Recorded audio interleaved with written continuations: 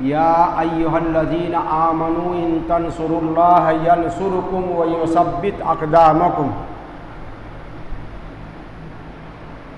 औ कमा क़ाल अल्लाहु तबारक व तआला फ़ी बाज़ मवाज़िही अतीउल्लाह व रसूलहू फ़ला तनाज़ऊ फ़तफ़्शलू व तज़हब रिहुकुम।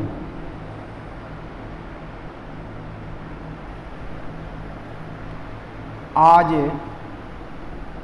कुछ बातें ऐसी होंगी जो फ़िलिस्तीन के मजबूर, मज़लूम, मक़हूर मुजाहिदीन के सिलसिले में बताना है। दुनिया में यहूदी एक कौम है जो हज़रत मूसा अलैहिस्सलाम के मानने वाले हैं, और यह वो कौम है जिसने हर दौर में मूसा अलैहिस्सलाम के दौर से लेकर के अल्लाह के रसूल सल्लल्लाहु अलैहि वसल्लम के दौर तक सिर्फ फितना अंगेज़ी की है। अल्लाह की नेमतों का इनकार किया है। अल्लाह ने ऊपर इतने इनामात किए, कलाम पाक में बार बार जिक्र किया है, या अहलल किताब उज़्कुरू निअमती अल्लती अनअमतु अलैकुम अन्नी फ़ज़्ज़लतुकुम अलल आलमीन। उनके ऊपर अल्लाह ताला ने जन्नती खाना नाजिल फरमाया, मन और सलवा, जिसको बटेर और सागुदाना की तरीके से जहाँ पर कुछ नहीं मिल रहा था, पत्थर से पानी के चश्मे जारी किए।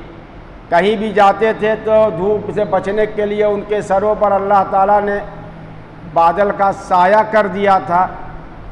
नेमत पर नेमत, इनाम पर इनाम। लेकिन मूसा अलैहिस्सलाम के ख़िलाफ़ भी ये साजिश करते रहे, अपने रसूल के ख़िलाफ़ भी ये बगावत करते रहे, और अल्लाह के रसूल सल्लल्लाहु अलैहि वसल्लम के अहद में सबसे ज़्यादा तकलीफ़ पहुँचाने का काम मुशरिकीन मक्का के बाद मक्का से निकल करके जब आप सल्लल्लाहु अलैहि वसल्लम मदीना में तशरीफ़ ले गए तो इन यहूदियों ने वहाँ पर भी साजिश पर साजिश की। मक्का के मुशरिकीन को भड़काया, उनको वर्गलाया, उन पर हमला करो, हम तुम्हारा साथ देंगे, साजिश करते रहे। जाते थे कदम कदम पर आप सल्लल्लाहु अलैहि वसल्लम के सीधे रुकावटें पैदा की। आपके दरबार में आते थे, बैठते थे और कहते थे कि हमें कुछ बताइए, और आप सल्लल्लाहु अलैहि वसल्लम के शान में गुस्ताखी करते थे, मजाक उड़ाते थे, ईमान लाने वालों का एतमाद तोड़ने की कोशिश करते थे, प्लानिंग करते थे। और ये दुनिया में सबसे ज़्यादा मलून मनहूस कौम है जिसकी पूरी तारीख जो है साजिशों से, अदावतों से भरी हुई है, और अल्लाह ताला ने इनको सबसे बड़ा दुश्मन करार दिया है। मुसलमानों का सबसे बड़ा दुश्मन यहूद और मुशरिकीन। यह हमारे हिंदुस्तान में जो माहौल है और जो उनकी हुकूमत है, ये मुशरिकीन और यहूद। वला तजिदन्ना अशद्दन्नासि अदावतन लिल्लज़ीना आमनू अल यहूद वल्लज़ीना अशरकू। या रसूल, सबसे ज़्यादा बड़ा दुश्मन आप पाएंगे मुसलमानों का, बल्कि तमाम लोगों का, ये वो लोग हैं जो यहूदी हैं। अल यहूद वल्लज़ीना अशरकू, और उनको पाएंगे जिन्होंने शिर्क किया हमारे साथ। तो मक्का के मुशरिकीन को कहा, मदीना के यहूद को कहा। मक्का तो पूरा की पूरा अल्लाह ताला ने दारुल इस्लाम बना दिया, मरकज़ इस्लाम बना दिया। अब वो नस्ल यहाँ हमारे हिंदुस्तान में है, यही मुशरिकीन जो बुतों की पूजा करते हैं, हजारों भगवान मानते हैं। इनका दिमाग रात दिन मुसलमानों के खिलाफ चलता है। यहूदियों का भी यही हाल है, और दोनों में बड़ी दोस्ती है। इस साजिशी कौम ने फिलिस्तीन पर कब्जा करने के लिए तरह तरह के हथकंडे इख्तियार किए। फिलिस्तीन जो हमारा किबला अव्वल है, बैतुल मुक़द्दस है, जहाँ अंबिया की सरजमीन है, और जहाँ रसूलुल्लाह सल्लल्लाहु अलैहि वसल्लम मेराज, जहाँ से मेराज पर आप तशरीफ़ ले गए थे, और जो हमारा किबला अव्वल है। किबला अव्वल का मतलब यह है कि मक्का से मदीना जाने के बाद अल्लाह के रसूल सल्लल्लाहु अलैहि वसल्लम 16 या 17 महीने तक बैतुल मुक़द्दस की तरफ रुक करके नमाज पढ़ते थे। तमाम नबियों का किबला, हमारा किबला, उस पर यह कब्जा करने के लिए साजिश करते रहे, और 1917, 18, 23 ये तमाम की तमाम उनका दौर ये रहा। और अमेरिका, बरतानिया, फ्रांस ने बाकायदा साजिश के तहत मिल करके यहूदियों को वहाँ पर आबाद करने का प्लान बनाया, और आखिर में 1938 में बरतानिया ने वहाँ पर यहूदी सल्तनत के क़याम का ऐलान किया। पूरी दुनिया में उसके खिलाफ आवाज़ बुलंद हुई। तुर्की हुकूमत को ख़त्म करने के लिए इन सबों ने क्या क्या कुछ नहीं किया। फिर आखिर में दूसरी जंगाजी 1945 के ख़त्म पर यहूदी रियासत बना दी है अमेरिका ने, बरतानिया ने, फ्रांस ने। और जो उनकी असल जगह थी, जो फिलिस्तीनी अरब मुसलमान थे, उनको बेघर कर दिया, घर से निकाल दिया। नतीजा यह हुआ कि फिलिस्तीनी जिनका असली वतन, अरब जिनका असली वतन फिलिस्तीन है, बैतुल मुक़द्दस जिसकी हिफाजत मुसलमान सदियों से करते रहे, सुल्तान सलाहुद्दीन अयूबी के ज़माने से बैतुल मुक़द्दस हमारे मुसलमानों के कब्ज़े में था, एहतराम किया जाता था। इन तीनों मुल्कों की साजिश से उस वहाँ पर यहूदी आबाद कर दिए गए इसराइल के नाम से, और उसके बाद से फिलिस्तीनियों में और उनमें जंग होने लगी, इसलिए कि अपना घर हासिल करने के लिए, अपना वतन हासिल करने के लिए हमारा उस पर हक है। और किबला अव्वल बैतुल मुक़द्दस सिर्फ फिलिस्तीन का मसला नहीं है, पूरी दुनिया का मुसलमानों का मसला है, हमारे दीन का मसला है। और पूरी दुनिया में दो लॉबी हो गई, फिलिस्तीन की हिमायत करने वाले मुसलमान ममालिक थे, और इसराइल का साथ देने वाले ताकतवर अमेरिका, फ्रांस, बरतानिया और यूरोप के तमाम ममालिक। कई जंगें हुई, बहुत दर्दनाक, बड़ी लंबी तारीख है, 10-15 मिनट में वो आप नहीं समझेंगे, लेकिन वह खुलासे के तौर पर यह मोटी मोटी बातें मैं आपको बताता हूँ। 1967 में एक जंग हुई अरबों के दरमियान और यहूदियों के दरमियान, इसराइल के दरमियान। अरब कमज़ोर थे। क्यों कमज़ोर थे? इसलिए कि उनके आपस के इख्तिलाफ थे, उनका वतन के नाम पर, कौम के नाम पर अलग हो गए थे तुर्की खिलाफत से, जो मुसलमानों की सबसे ताकतवर खिलाफत थी, मुसलमान बनकर जिसमें रहते थे। अंग्रेज़ों ने इन यहूदियों को आबाद करने के लिए सबसे पहले अरबों को मुसलमान से ज़्यादा कि तुम अरब हो, तुम अरब हो, और उनके अंदर अरबियत आ गई। जैसे इस बिरादरी हम लोग लड़ रहे हैं, यह अंसारी है, यह खान है, यह सैयद है, फला बिरादरी का, एक दूसरे से नफरत अंदर अंदर रहती है कि नहीं रहती है? ऐसे ही उनके अंदर इस्लाम से ज़्यादा अरबी हैं, तुर्कों के मातहत नहीं रहेंगे, तुर्कों के मातहत नहीं रहेंगे। और उसके बाद तुर्कों से उनको अलग कर दिया। अलग करने के बाद उनको आपस में कबीलों में बटा दिया। सऊदिया तुम्हारा है, बहरीन तुम्हारा है, कतर तुम्हारा है, कुवैत तुम्हारा है, अमारात तुम्हारा है, यानी 15-16 मुल्क बना दिया। और सबको मिस्र है, शाम है, लबनान है, जिसको सीरिया कहा जाता है, और इनके दरमियान इसराइल को आबाद करके तमाम हथियार उसको दे दिए। हर तरीके से अमेरिका उसका सरपरस्त बन गया। ये अरब लड़ रहे, उस जंग में बैतुल मुक़द्दस पर भी कब्जा कर लिया, कुछ नहीं कर सके। इसलिए कि अतीउल्लाह व रसूलहू वला तनाज़ऊ फतफ़शलू रिहुकुम वतज़हब रिहुकुम फतफ़शलू वतज़हब रिहुकुम, कि अल्लाह की इताअत करो, रसूल की इताअत करो, और आपस में झगड़ा मत करो, वरना तुम्हारी साख खत्म हो जाएगी, तुम्हारा दबदबा खत्म हो जाएगा, और तुम हर जगह नाकाम रहोगे। उसके बाद 1973 में जंग हुई। तमाम अरबों ने मिलकर के अमेरिका का बाइकाट किया, पेट्रोल बंद किया, उसके बाद भी सुलह हुई, किसी तरीके से जंग खत्म हुई। आज तक वो मसला दुनिया ने हल नहीं किया, वो हल करना ही नहीं चाहते। लिहाजा 1984-83 के अंदर वहां हमास नाम की, जिसको आवाम लोग हम्मास बोलते हैं, हमास नाम की एक तंजीम बनी। यह पक्के मुसलमानों की तरीके की, ईमान पर कामिल, अल्लाह पर यकीन, और उसी से कई जंगें हुई। और गज्जा नाम का एक छोटा सा टुकड़ा है, उसी टुकड़े पर इनकी हुकूमत है। और वो बड़ा जो फिलिस्तीन का हिस्सा है वो इसराइल के दोस्तों की तरीके से काम करता है।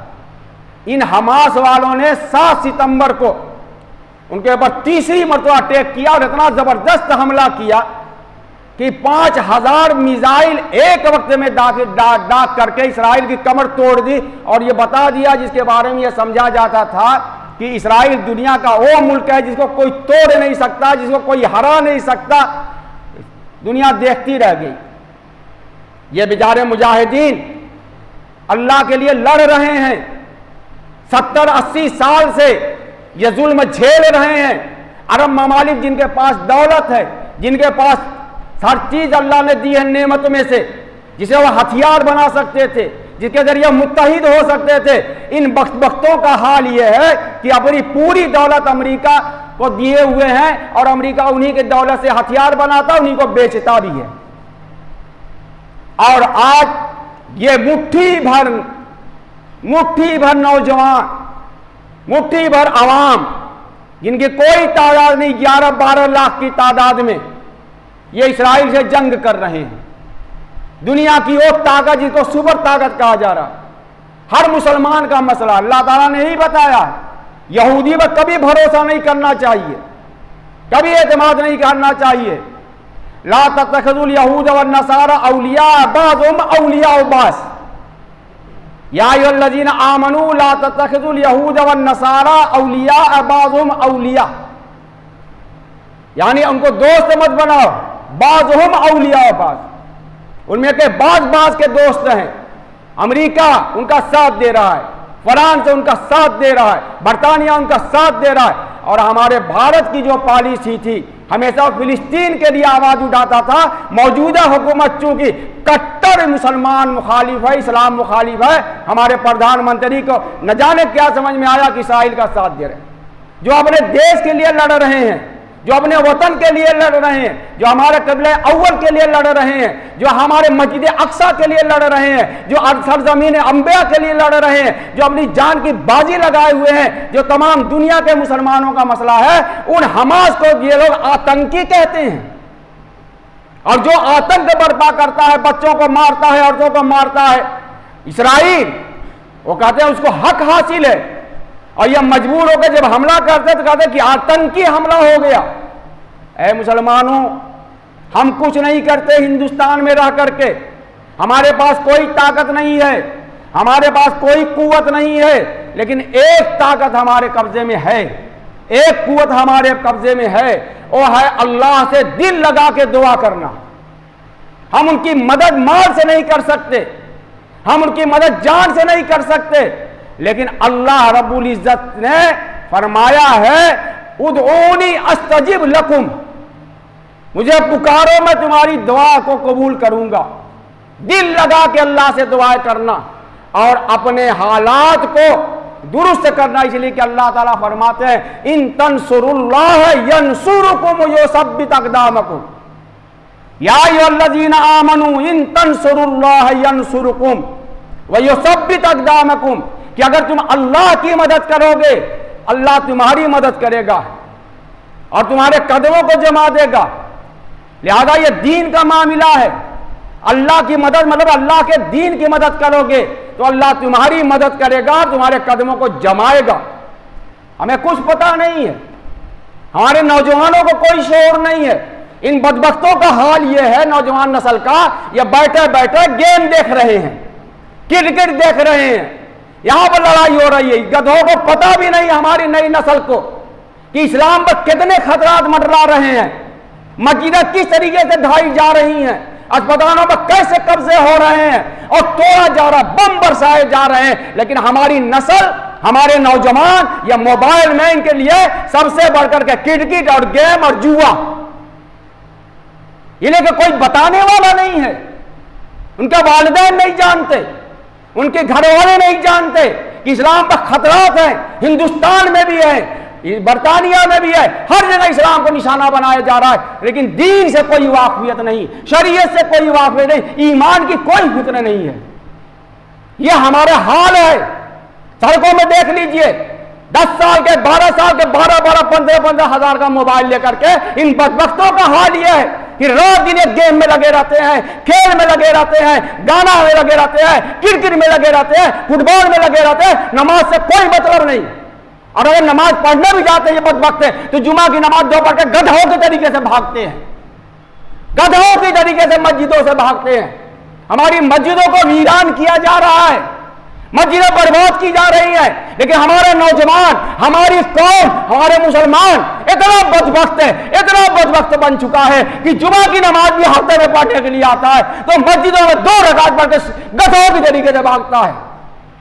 2-2 घंटे ये गधे 12 बजे 2 बजे रात तक मोबाइल में लगे हुए गेम खेल रहे हैं, वीडियो देख रहे हैं, गाने गा रहे हैं, न जाने क्या कर रहे हैं। ये हमारी नस्ल है, हमारी औलाद है। हम ईमान का दावा करते हैं और अभी कहेंगे कि दुआ की जाए, 5 मिनट में दुआ की जाए, इसराइल के लिए बदबख्ती की दुआ कर दी जाए। अल्लाह ताला इतना सस्ता नहीं है कि हमारी जब नहीं तब मदद कर दे। इन तंसुरुल्लाह है, अगर अल्लाह की मदद करोगे यंसुरुकुम, तब तुम्हारी मदद करेगा। इन बदबख्ती के साथ, इन हरकत के साथ लाख दुआ करते रहो, नहीं कबूल करेगा। मुझसे कह रहे कि जुमा में दुआ होगी ना, कैसी दुआ भाई? अगर दर्द है तो दिल लगा के दुआ करो। सुन्नत पढ़ के एक आदमी भी ना जाया कर मस्जिदों से, घुमा फिरा के हफ्ते की एक नमाज, हफ्ते में 2 रकात, न पहले की सुन्नत न बाद की सुन्नत, आज भी भागेंगे गधे। यह बदबख्त कौम अल्लाह की उम्मीद लगाए हुए, मदद की, रहम की उम्मीद लगाए हुए। अल्लाह ताला ने जो शर्त लगाई है, इन तंसुरुल्लाह यंसुरुकुम, अगर अल्लाह की मदद करोगे यानी मोमिन बनोगे, इस्लाम पर रहोगे, दीन पर रहोगे और अमल करोगे और अल्लाह के लिए करोगे, तब मदद करेगा। वरना चिल्लाते रहो, दुआएं मांगते रहो, रोते रहो, गिड़गिड़ाते रहो, नहीं मदद करेगा। अल्लाह ताला जिसका वादा है कि मदद करोगे तब करूंगा। वही युसब्बित अक़दामकुम, और तुम्हारे कदमों को जमा देगा। समझ में आए तो दुआ कीजिएगा, बकरों की, बैलों की तरीके से नहीं कि भागे गधों की तरीके से मस्जिद में नमाज फेरते हुए। या 8-8 साल 4-4 साल के बच्चे, इनको दीन सिखाइए, इस्लाम पर लाइए, दीन का फरीजा अदा कीजिए, तब जाके हमारे इस्लाम के खतरात को समझेंगे। अल्लाह ताला हमारी मदद करे, हम पर रहम करे। वाखिर दावाना अल्हम्दुलिल्लाहि रब्बिल आलमीन।